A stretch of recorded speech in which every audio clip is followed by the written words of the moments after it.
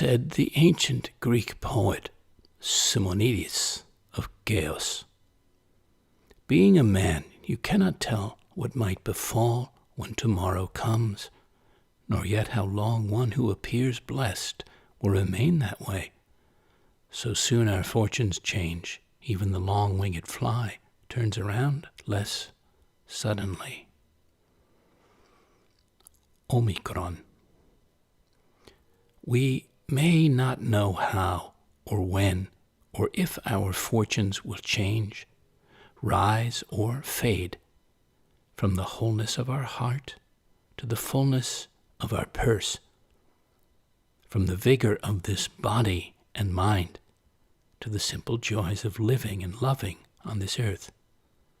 Yet, however unknowing, each day, from our first to our next, we sow new seeds of self in the most fertile soil we can find, give them sun and water, waking and dream time, to sprout, grow, bear fruit, bear flowers, become orchards, become gardens, each sowing an act of creativity, each planting an affirmation of our possibilities.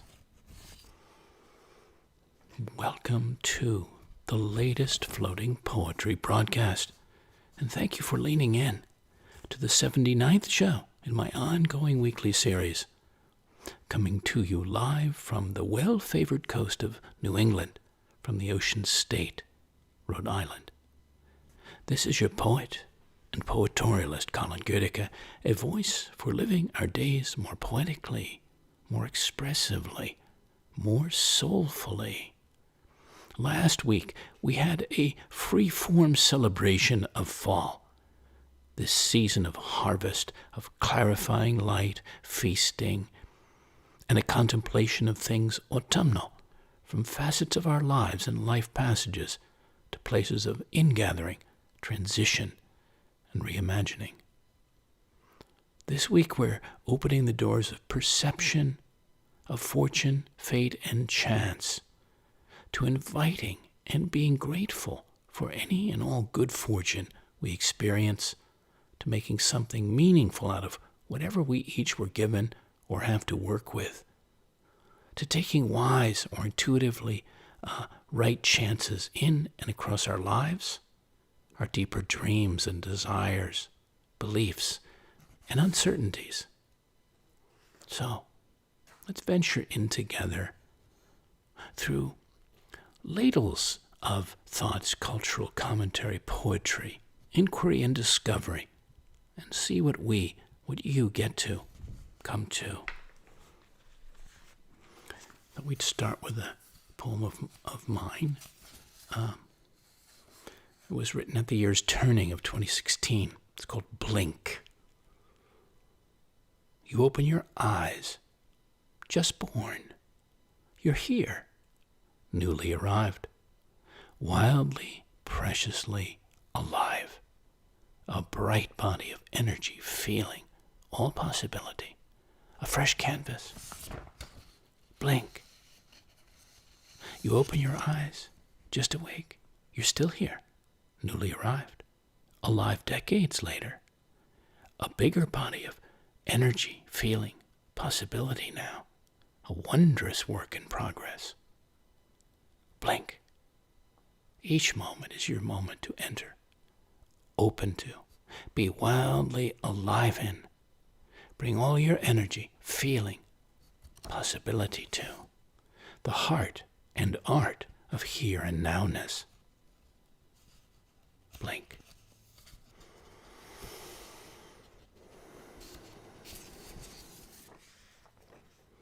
This is a quote from Abraham Hicks. You are perceptual beings with different vantage points, and it does not matter how much information is given. You cannot see beyond the vibrational limits of where you are standing. You cannot live or see or experience outside of your own individual beliefs. The great writer Jorge Luis Borges There is no human being on earth capable of declaring with certitude who he is. No one knows what he has come into this world to do, what his acts correspond to, his sentiments, his ideas, or what his real name is, his enduring name in the register of light. History is an immense liturgical text where the iotas and the dots are worth no less than the entire verses or chapters, but the importance of one and the other is indeterminable and profoundly hidden. The applied mythologist Michael Meade, M-E-A-D, I've quoted him before. According to ancient myths, there are two agreements each soul must make upon entering the world. The first agreement binds the individual to a destiny that becomes the soul's great experiment in life. The second agreement involves one in the distinctions and limits of family, culture, time, and place, beginning with the sense that the deep self in a person is related to the hidden gold in the earth. Meade mines the ground of fate and destiny for fresh insights, revealing how the first agreement must be lived uniquely or the soul suffers a, quote, fate worse than death. Finding and following the threads of one's destiny is shown to involve a pilgrimage to the center of the self, where the dream of life speaks in mythical tones. Seen this way, fate inscribes a style that shapes an essential arc of meaning that carries a person out into the world and back to the hidden treasure of the self. Thank you, Michael Meade. These many wonderful things he's written and many good podcasts I would point you to. Which brings me to Rob Presney. Your body is your oracle. Your soul will still be alive 1,000,000 years from now. So he says, try an experiment. Is the world a dangerous, chaotic place with no inherent purpose, running on automatic like a malfunctioning machine and fundamentally inimical to your drive to find meaning? Or are you surrounded by helpers in a friendly, enchanted universe that gives you challenges in order to make you smarter and wilder and kinder and trickier? Experiments and exercises in becoming an aggressively sensitive, thunderously receptive, ethically mischievous master of mutant intimacy. So he's got quite a few, but I'm going to pull out a few for us of the group. Number one, as a boy, renowned Spanish matador Manolete was a sissy.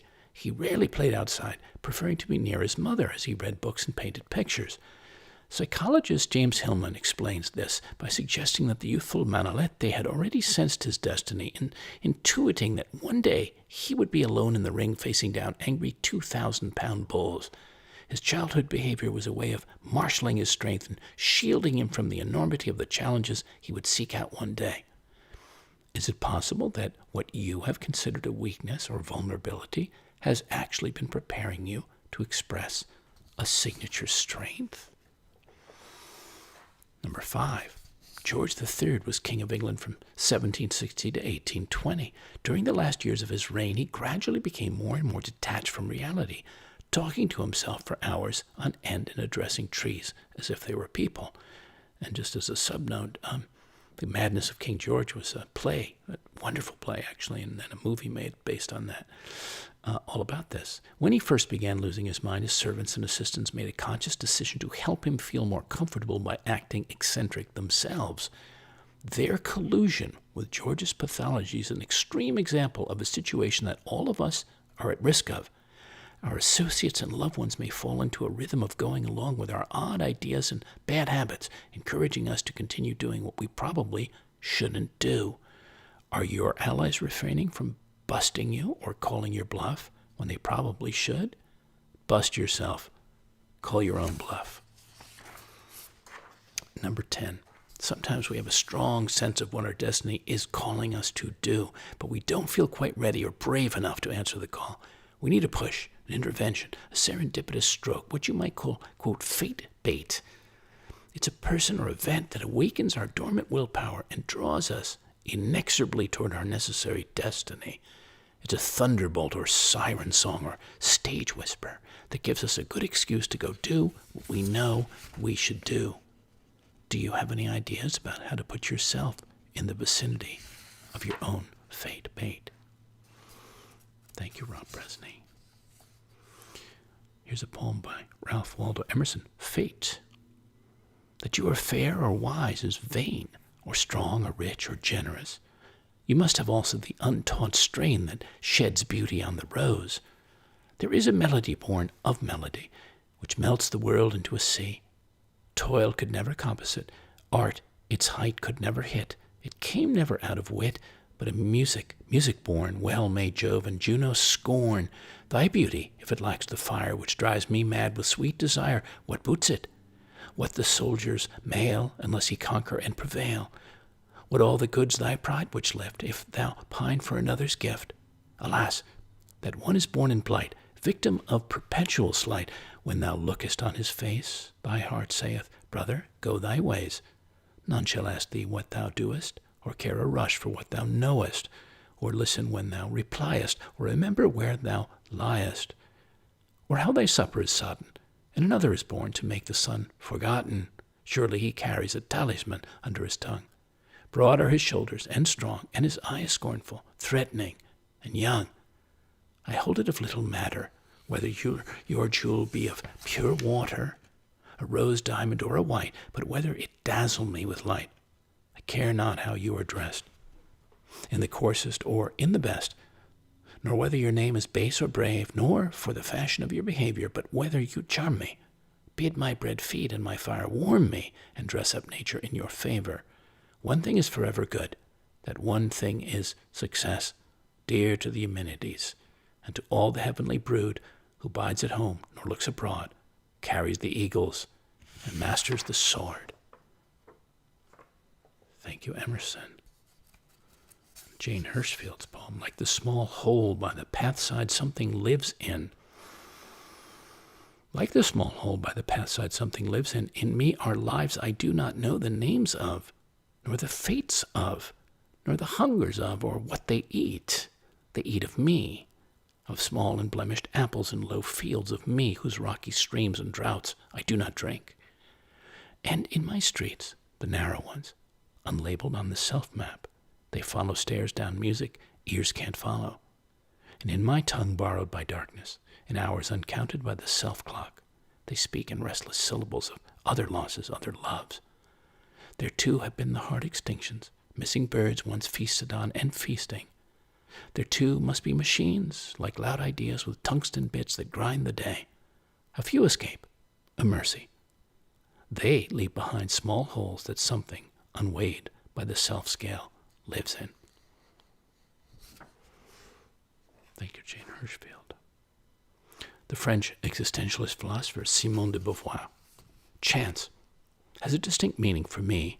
I do not know where I might have been led by the paths that, as I look back, I think I might have taken, but that in fact I did not take. What is certain is that I am satisfied with my fate, and that I should not want it changed in any way at all. So I look upon these factors that help me to fulfill it as so many fortunate strokes of chance. From the Daily OM. Madison Taylor, each person fulfills their purpose when the time is right. If you have fast-tracked to success, you may become deeply frustrated if you discover you can no longer satisfy your desires as quickly as you might like, yet the delays that disappoint you may be laying the foundation for future accomplishments that you have not yet conceived. Or the universe may have plans for you that differ from the worldly aspirations you have pursued up until this point.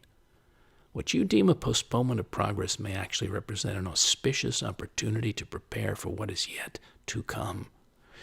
If, however, you feel as though the universe is pushing you forward at too fast a clip, you may be unwittingly resisting your destiny. Your unease regarding the speed of your progress could be a sign that you need to cultivate awareness within yourself and learn to move with the flow of fate rather than against it. The universe puts nothing in your path that you're incapable of handling, so you can rest assured that you are ready to grow into your new situation. It's a poem of mine called The Waiting Room. Waiting Room. You don't mind sitting there if you have an appointment with a doctor or destiny and awaiting your turn, as long as there's real rhyme and reason to it, without which the waiting becomes wasting of precious room for living time, freely loving and being time. I have a few questions, and I was thinking about this topic a great deal, this theme of especially not just taking chances, but fate and fortune. And Michael Mead actually put a good perspective. He has a book around that, and the idea of fate being what you're given to begin with, whatever that is to work with, and fortune, what you make of your hand, so to speak. So everything else is possible beyond that. So you can just play out the fate or change it. But I have some questions for us, all listeners. What good fortune has found you in your life, of any large or subtle or other kind, earlier on or recently? Were you conscious of them, thankful for them, aware of how they came about? And what do you think of fortune versus fate? What chances have you taken, and where have you landed as a result? Where did they lead you? Are you glad you made a given choice? That you took the leap or leaps that you did? What did you learn? And what life chances are you contemplating taking right now? I came across the physicist Brian Greene on the poetry of existence and the wellspring of meaning in our ephemeral lives amid an impartial universe, according to him. It's from his book, Until the End of Time. From our lonely corner of the cosmos, we have used creativity and imagination to shape words and images and structures and sounds to express our longings and frustrations, our confusions and revelations, our failures and triumphs. We emerge from laws that, as far as we can tell, are timeless, and yet we exist for the briefest moment of time. We're guided by laws that operate without concern for destination, and yet we constantly ask ourselves where we are headed.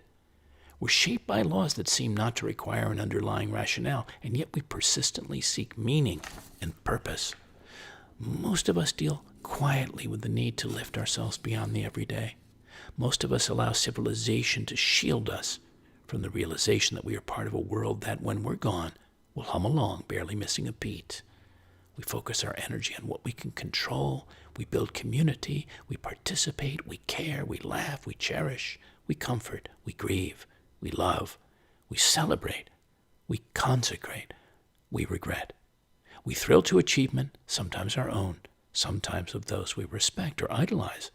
Through it all, we grow accustomed to looking out to the world to find something to excite or soothe, to hold our attention or whisk us to someplace new. Thank you, Brian Greene.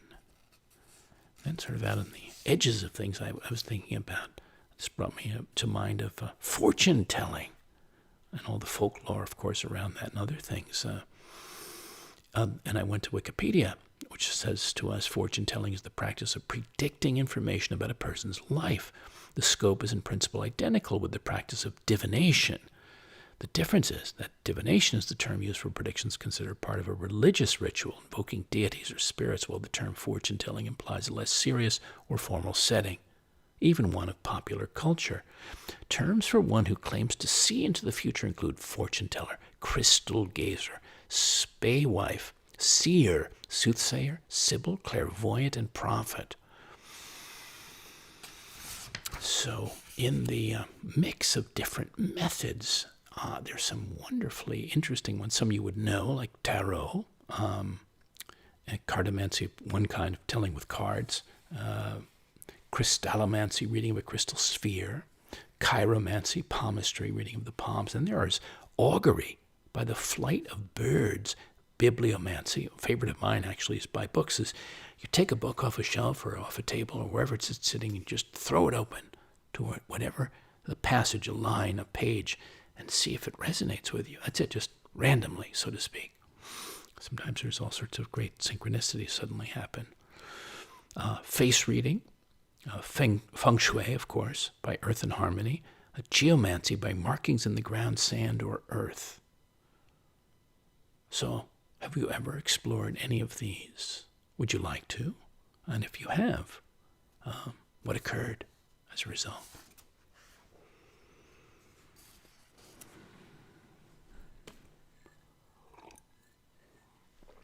Here's a poem called Magical Thinking.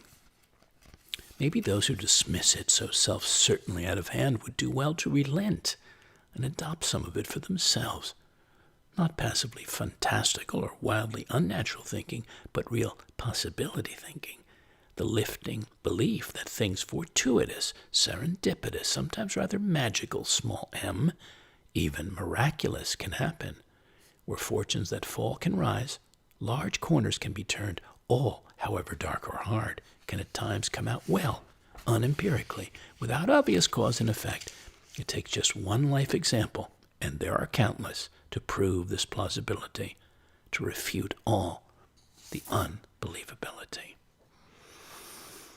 Well, I mentioned tarot, and I'm very fascinated by it, and I have a number of decks, more modern ones, but certainly based on the old principles. And this card I pulled once was the Wheel of Fortune, and this poem came when I pulled that. After I pulled it, came the poem into me. Wheel of Fortune, January 5th, 2017. It's turning up, turning round in perpetual motion. But as I stand on the deck of this day, its sunrise eye is looking straight at me, along with the gaze of a white owl, stars, and sickle moon. Through dark and light wrapping branches bare of leaves, but strung with draping, looping bough lines of primary color, maybe to throw round future moorings, or surprising, soon-changing course settings. And that actually presaged a big shift in my life and my moorings, we'll call them. There's a poet I did not know of and came across in my research for us. It's from her collection, Itch Like Crazy. It's called Buckeye As You Are, Wendy Rose. They walk past you, weeping for the leaves that burnt and fell, the wood exposed like bone, sculpture that suddenly emerges from white haze. You old fortune teller, you could have told them in their vibrant grief, whispering through the night wind, your breath held in your heart like the trembling promise of tomorrow. Just before dawn, there was no pain. You are the wood, not the leaf falling, is not falling, but offering. Yeah, I like that. Thank you to her for that. I believe we can invite good fortune or preserve it, expand it, and also bless other people's way and their fortune, like my goddaughter, Axel, as I did back in 2020 on her the 21st anniversary of her baptism. I sent her this, Like a Ship it's called. The way from ancient times, Greeks wreathed their heads with olive branches, drank wine and poured water on a new vessel as a blessing, honored and called on the gods to protect it and their seafarers. Each year since your christening, when you were set out on life's wide, open waters, I asked too for the graces of the heavens and the earth to keep you safe, to help you sail with ease through your days and nights, the sun and stars, to let the elements favor whatever passage you choose to make, to bring you good fortune and carry you wisely and well to each next welcome harbor. Like a ship. I wanted to come back to Michael Meade, our applied mythologist, on the two arcs of life. The first adventure of life traces a path through the events of the daily world. We enter the marketplace of life and become part of the great exchange and the endless deals. We learn to buy and sell and to speak as best we can the language of the day. We become wet with life and accept the rules of the game to one degree or another. We buy into a way of life and live it up or fall down trying to do so. We make our mark and rise in the world. We rule the day or else stumble in some alley or waste away in a prison of our own making. On the first adventure, there are no free lunches, and all the deals have strings attached, for this is the, quote, real world, where anything can be measured and everything has a price, where life is cheap and truth is rare and hard to find. The second adventure goes another way. It speaks another language and seeks a different aim. It leads us back to the first agreement of the soul and would have us find the inner gold and deeper values of our lives. Seen from the hustle and bustle of life's marketplace, the second adventure and the first agreement of the soul seem unreal, not just foolish, but irrelevant.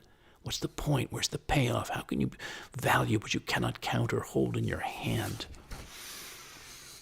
In the modern world, the inward, downward ways of the soul are less appreciated and more commonly dismissed. Many seem to reach the end without learning why the soul came to life to begin with. Yet all the while, the second adventure with its mysterious dreams and wild projects sings at the edges of all the deals being made and continues to hum when the wheels threaten to fall off the wagon that keeps the market of life in motion. The first adventure involves the necessary path of growing up and joining the give and take that sustains the waking world. This outer arc, with its tangled array of second agreements, must be embraced, and its inevitable illusions and disappointments must be struggled with. The second adventure takes up the life of the soul, and it must also be sought for and be fought for, or life will be incomplete, regardless of apparent success. This second arc of life becomes the road of release, through which people step away from strict adherence to the collective rules and social conventions in order to become truly themselves. It involves the paths of spiritual growth, as well as the places of ecstatic experience.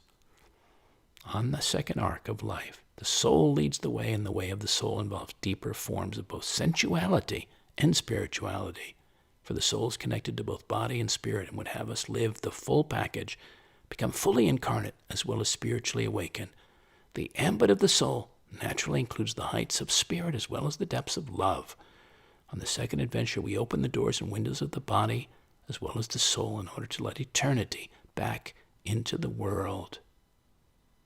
Wow, thank you, Michael Meade. That's from his book, Fate and Destiny, that I mentioned earlier. How about Beethoven? Take fate by the throat. He wrote about creative vitality and resilience in the face of suffering. I came across this.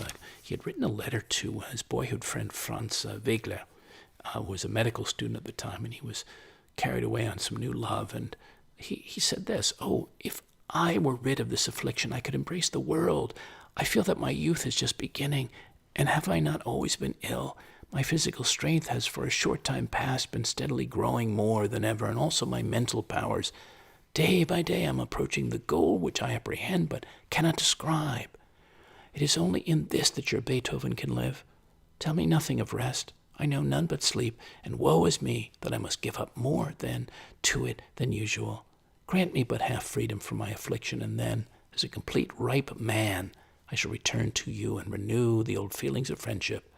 You must see me as happy as it is possible to be here below. Not unhappy. No, I cannot endure it. I will take fate by the throat. It shall not wholly overcome me.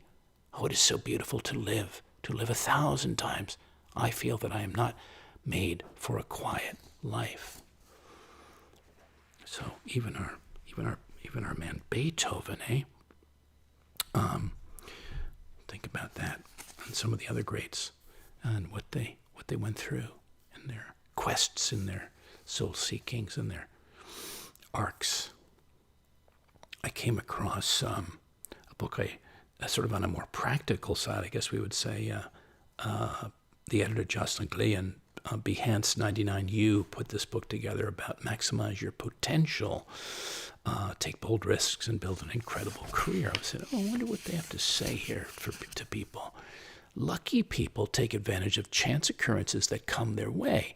Instead of going through life on cruise control, they pay attention to what's happening around them and therefore are able to extract greater value from each situation. Lucky people are also open to novel opportunities and willing to try things outside their usual experiences. They're more inclined to pick up a book on an unfamiliar subject, to travel to less familiar destinations, and to interact with people who are different than they are. This is your life. Savor it. Hold on to the threads across days that, when woven together, reveal the rich tapestry of what you're achieving and who you're becoming. The best part is that seeing the storyline appearing, you can actively create what it and you will become. Every creative endeavor, from writing a book to designing a brand to launching a company, follows what's known as an uncertainty curve. The beginning of a project is defined by maximum freedom, very little constraint, and high levels of uncertainty.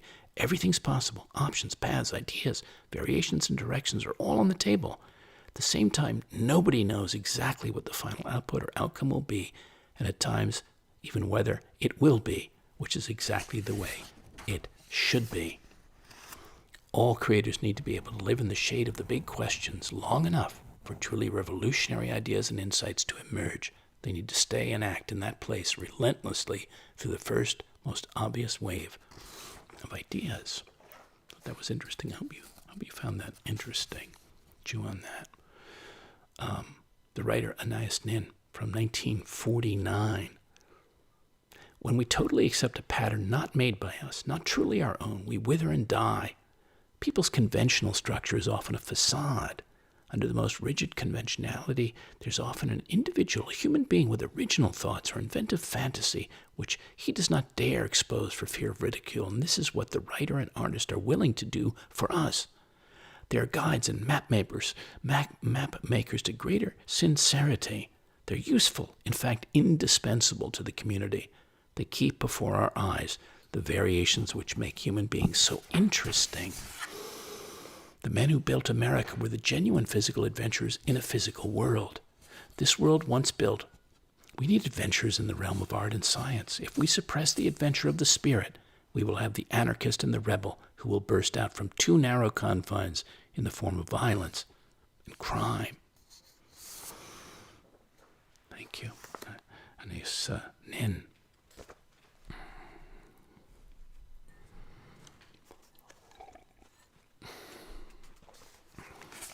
Well, this brought me in my wanderings and researchings and connecting different dots to David Whyte's poem, Song for the Salmon. You know, I thought about us questing through life and finding our, quote, fortune, whatever that is. How vital to feel the heart, the soul, the beauty and mystery of the whole journey. So his poem speaks to that, Song for the Salmon.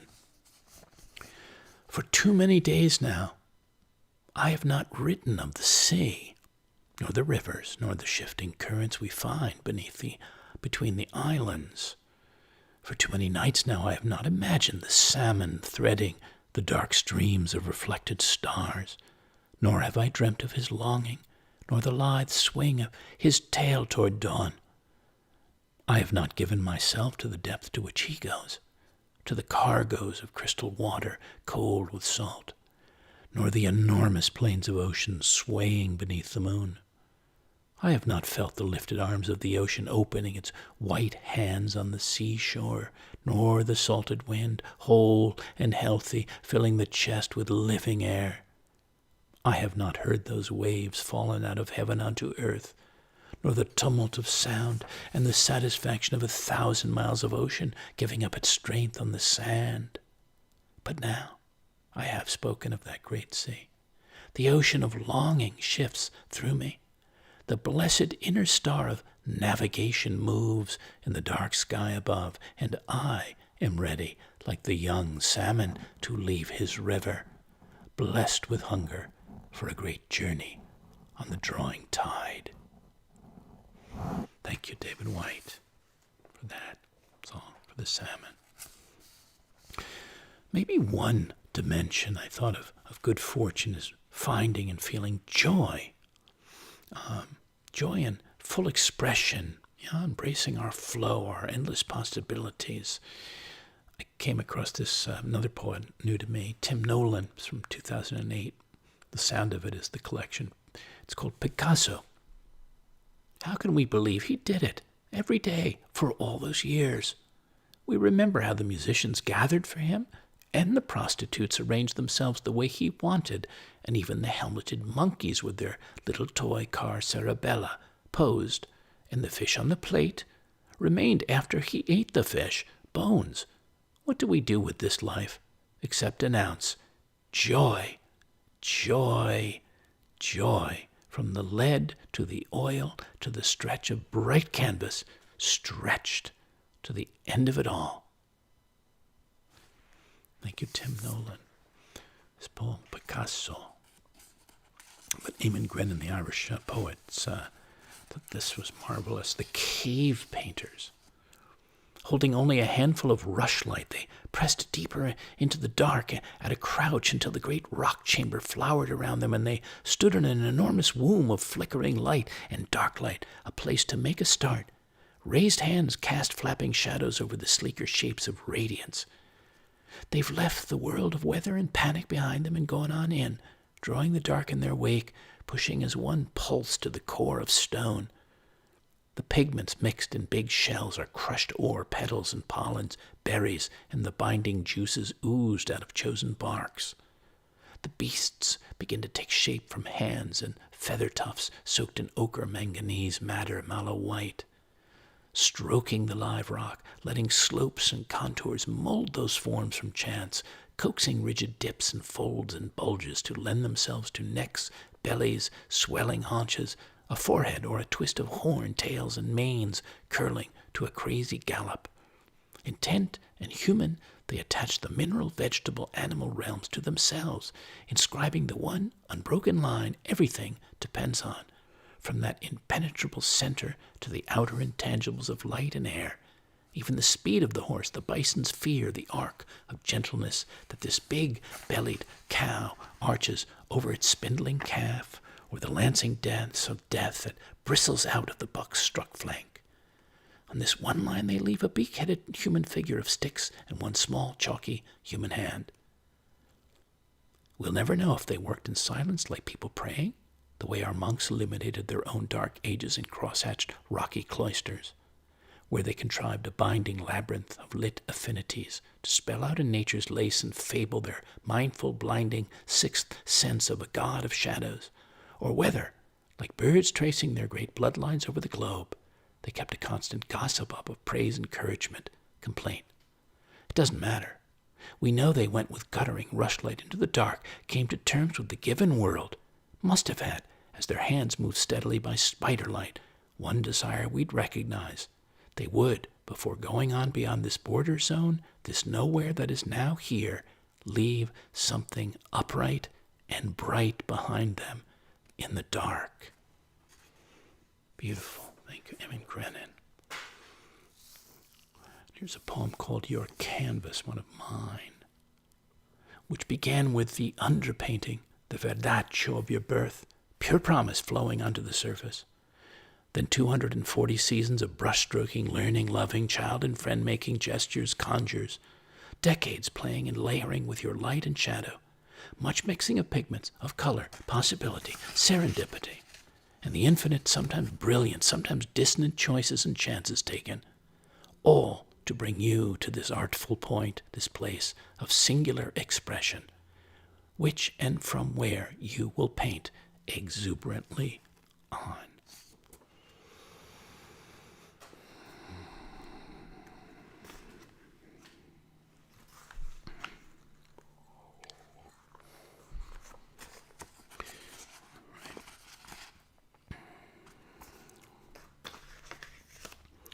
All right, moving along. The poet Lisa Müller, who I've read before, she lived to 96, and she spoke often about what gives meaning to our ephemeral lives. What exists so that it can be lost and become precious is something that she said. And I thought her poem Immortality was worth sharing with you. Immortality. In Sleeping Beauty's castle, the clock strikes 100 years and the girl in the tower returns to the world. So do the servants in the kitchen, who don't even rub their eyes. The cook's right hand, lifted an exact century ago, completes its downward arc to the kitchen boy's left ear. The boy's tensed vocal cords finally let go, the trapped enduring whimper, and the fly, arrested mid-plunge above the strawberry pie, fulfills its abiding mission and dives into the sweet red glaze. As a child, I had a book with a picture of that scene. I was too young to notice how fear persists and how the anger that causes fear persists, that its trajectory can't be changed or broken, only interrupted. My attention was on the fly, that this slight body with its transparent wings and lifespan of one human day still craved its particular share of sweetness a century later. Thank you, Lisa Muller. Richard Dawkins spoke about, in his book, Unweaving the Rainbow, the science of why you're lucky to be alive. That was wonderful. We're going to die, and that makes us the lucky ones. Most people are never going to die because they're never going to be born. The potential people who could have been here in my place, but who will, in fact, never see the light of day, outnumber the sand grains of Arabia. Certainly those unborn ghosts include greater poets than Keats, scientists greater than Newton. We know this because the set of possible people allowed by our DNA so massively exceeds the set of actual people. In the teeth of these stupefying odds, it is you and I, in our ordinariness, that are here. At least a part of life should be devoted to living that life, not just working to stop it ending. This is how we rightly justify spending taxpayers' money on the arts.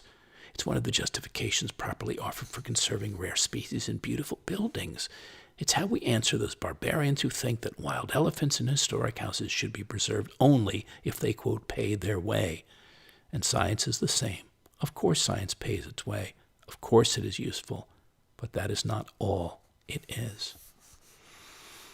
So I say to all of that, what great fortune, not only to be here, but to be alive, and what an opportunity to heighten our aliveness at every chance we get.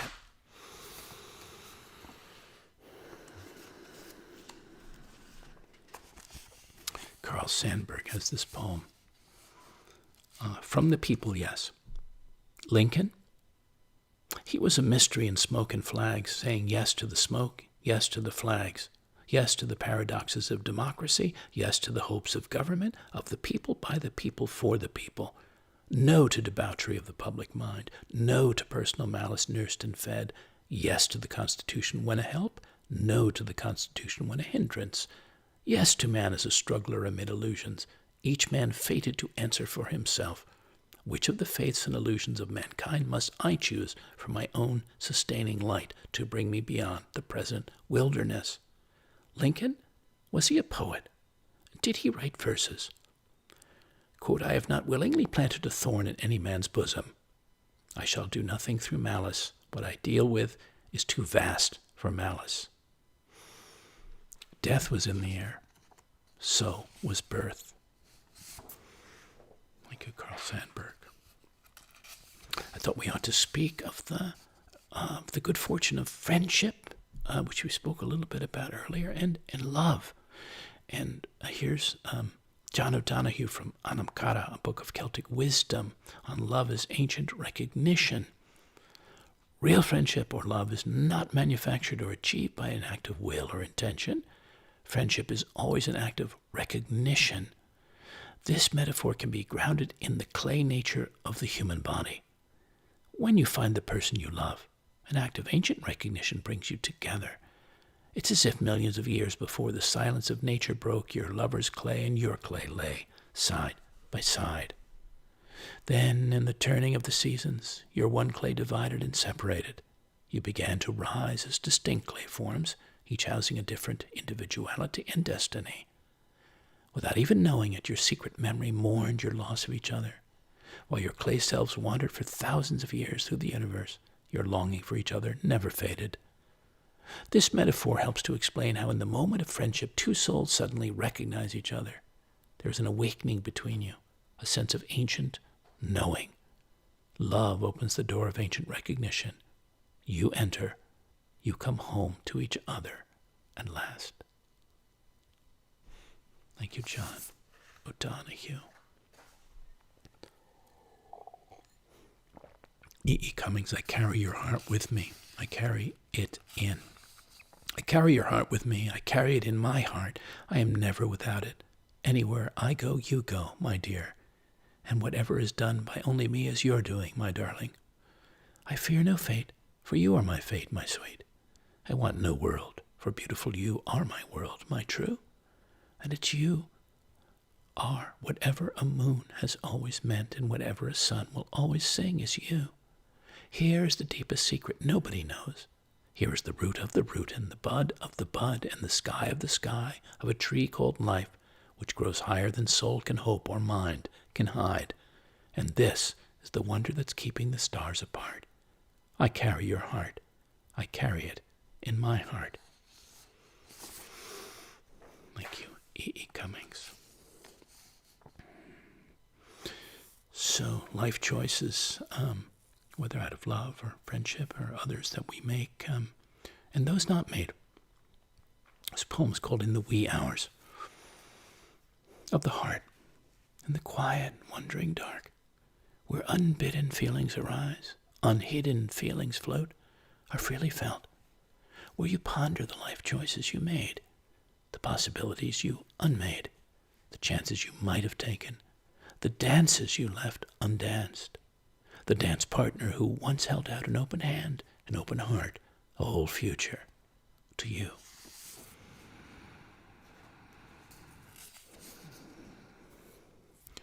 Sort of coming toward the last stretch of things for our time together.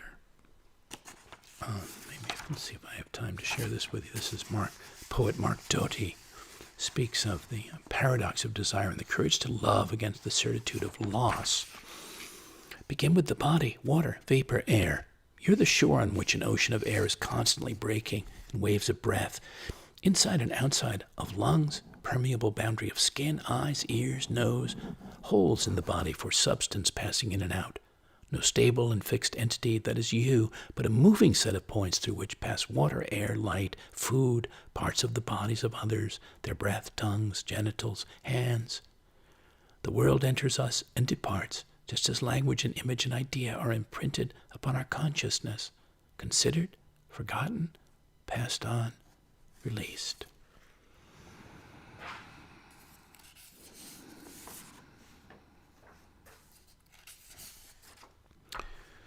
Albert Einstein, from his 1930 The World as I See It.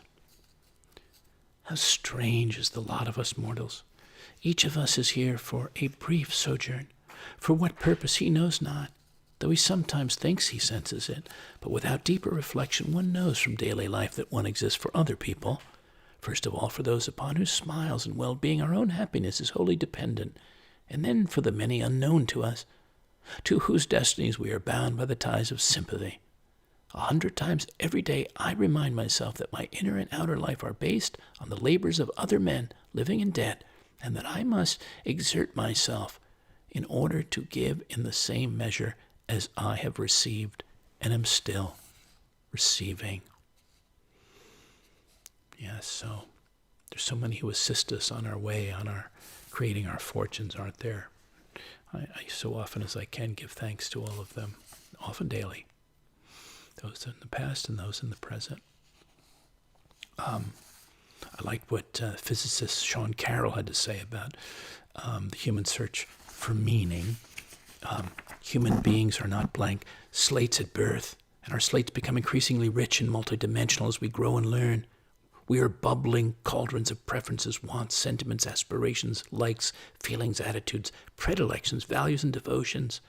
We aren't slaves to our desires. We have the capacity to reflect on them and strive to change them. But they make us who we are. It is from these inclinations within ourselves that we're able to construct purpose and meaning for our lives.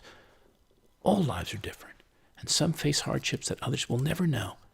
But we all share the same universe, the same laws of nature, and the same fundamental task of creating meaning and of mattering for ourselves and those around us in the brief amount of time we have in the world. Billions of heartbeats. The clock is ticking.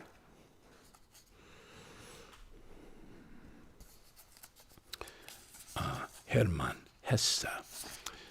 That's what he had to say. When destiny comes to a man from outside, it lays him low, just as an arrow lays a deer low. When destiny comes to a man from within, from his innermost being, it makes him strong. It makes him into a god.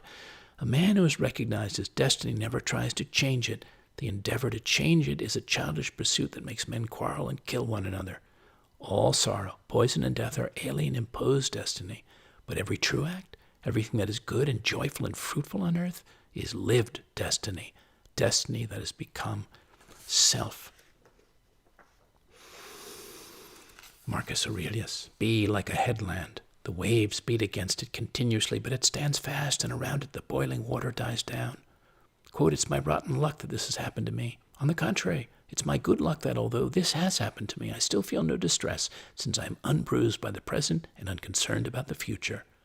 What happened could have happened to anyone, but not everyone could have carried on without letting it distress him. So why regard the incident as a piece of bad luck, rather than seeing your avoidance of distress as a piece of good luck? Do you generally describe a person as unlucky when his nature worked well? Or do you count it as a malfunction of a person's nature when it succeeds in securing the outcome it wanted? Jane Hirschfield, once more, rebus. You work with what you're given, the red clay of grief, the black clay of stubbornness going on after, clay that tastes of care or carelessness, clay that smells of the bottoms of rivers or dust. Each thought is a life you have lived or failed to live. Each word is a dish you have eaten or left on the table. There are honeys so bitter no one would willingly choose to take them. The clay takes them, honey of weariness, honey of vanity, honey of cruelty, fear. This rebus, slip and stubbornness, bottom of river, my own consumed life. When will I learn to read it plainly, slowly, uncolored by hope or desire? Not to understand it, only to see. As water given sugar sweetens, given salt grows salty. We become our choices. Each yes, each no continues. This one a ladder, that one an anvil or cup. The ladder leans into its darkness. The anvil leans into its silence. The cup sits empty.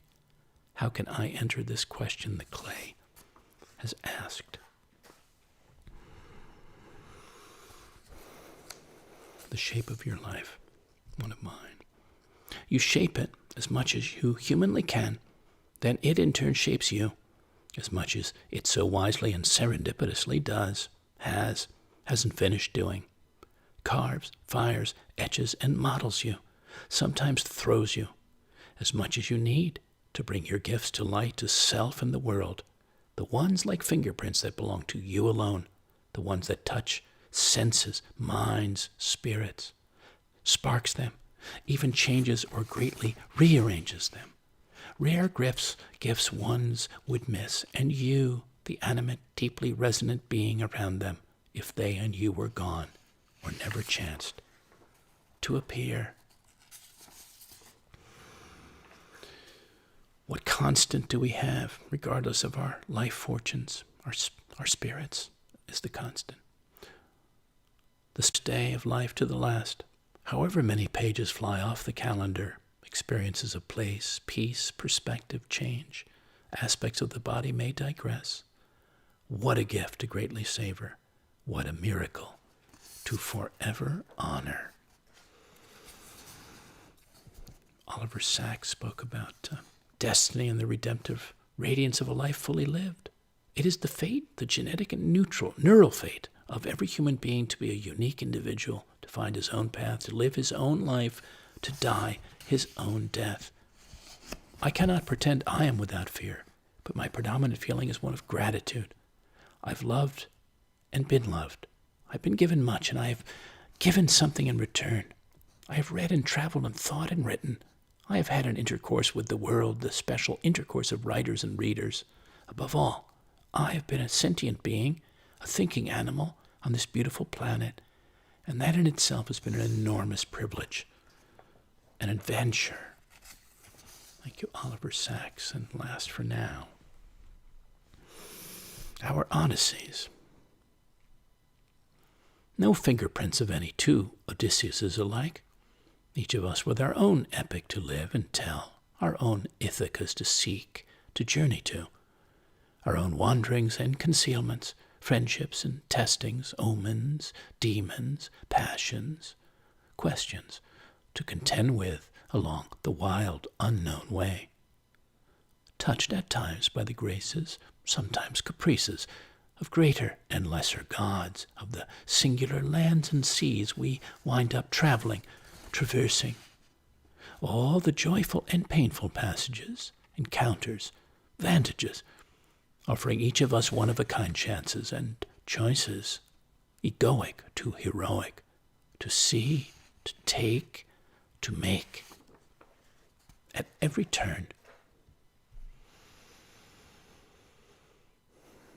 thank you again for leaning in, floating and feeling in from wherever in the world you're hearing this broadcast. I appreciate every listener, new and frequent.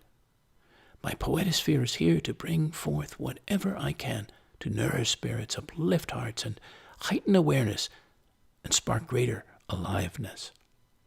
If you appreciated the show and want to show your thanks with a donation or support my larger poetic arts, I'd welcome any gift, which you can make by PayPal or Venmo or directly through my site, thepoetorialist.com, or simply by mail to me at P.O. Box 1032, Westerly, Rhode Island 02891.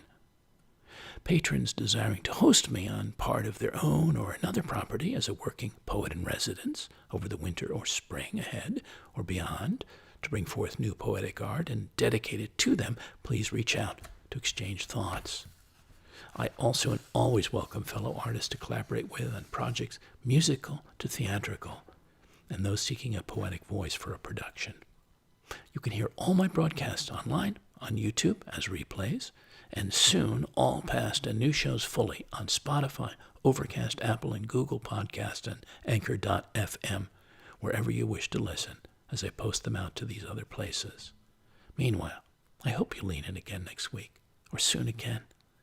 Until then, dear listeners, here's to calling in, creating, cultivating, and savoring good fortune, great and small, transmuting fate to golden change and opportunity, bright possibilities for your life, however and wherever it is, and taking chances courageously, trustingly, that lead to beautiful, bountiful unfoldings and understandings inside and around you. Goodbye for now, and good spirits.